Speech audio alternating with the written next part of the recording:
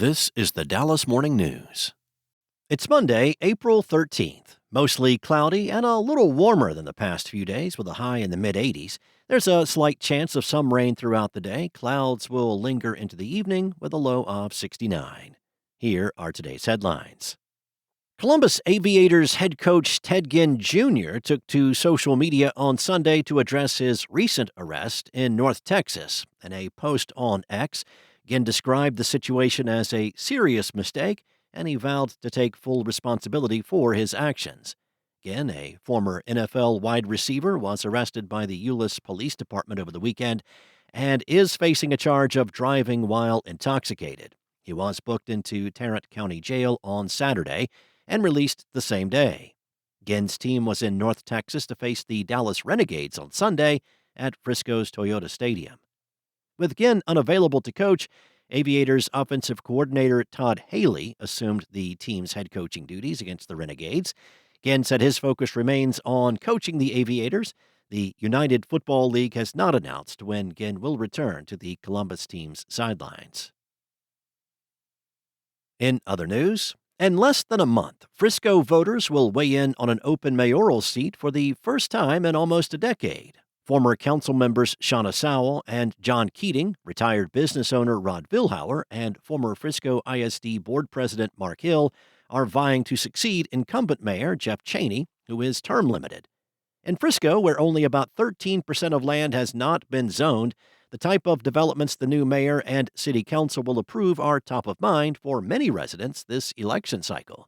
Some residents had criticized Cheney, who owns a real estate business, for indirectly benefiting during his time as mayor. Those voters say they are looking for a mayor with no potential conflicts of interest, starting with donors. A new batch of campaign finance reports covering contributions the candidates received in the first 3 months of the year was released this week. As the 4 candidates make their cases to voters, those reports and opinions on Frisco's religious and racial diversity have become flashpoints in the race. Next up, a Dallas City Council member faults weather and stage positioning for the loud music that came from a weekend fair park festival and was heard miles away, prompting several complaints from people in the area. On social media, residents complained about the music and the bass they said shook their homes, even though they lived at least 7 miles north of the venue. The festival, which has ended, was held from 3 to 11 p.m. according to its promotion site. District 7 City Council member Adam Bazaldua said in the statement that he has been in contact with the city's Park and Recreation Department to address the concerns. The complaints have led festival organizers to begin measuring decibel levels at Fair Park. Foremost in Mavericks Governor Patrick Dumont's thoughts is excitement, hope, and what he calls an extraordinary opportunity to build around 19-year-old sensation Cooper Flagg.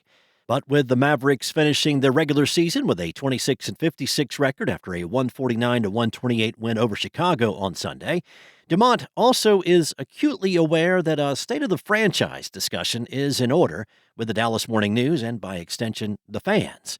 He knows that until earned otherwise, his 27-month tenure as team governor largely will be defined by the night that cannot be erased and the trade that cannot be undone, for which he says fans had every right to hold the franchise and specifically himself accountable. Dumont interviews are rare, as fans have learned since the Miriam Adelson Dumont families purchased the Mavericks' majority interest from Mark Cuban. This one is intentionally timed, though, and to read more, check out this story at dallasnews.com. And the Texas Rangers' 3rd through 5th hitters combined for 7 strikeouts. They were hitless in 9 at-bats with runners on base, and they did not drive any of the 5 runs the Rangers scored, despite what their lineup placement recommends. And yet, if you ask Rangers manager Skip Shoemaker, the collective sum of what his team's offense produced is who we need to look like. Sunday, in a 5-2 series finale win against the Los Angeles Dodgers at Dodgers Stadium, the Rangers forced the back-to-back World Series champs to work. The Rangers walked 10 times, twice as many as their previous season high, and scored 3 runs against a Dodgers bullpen that was thrust into the game early and forced to use its high-leverage arms in the 2 games prior. The Rangers continue their West Coast swing with the first of a 4-game series with the Athletics today. Thanks for listening. For more on today's stories and the latest breaking news, visit dallasnews.com. Enjoy your day, and I'll be back tomorrow with more from the Dallas Morning News.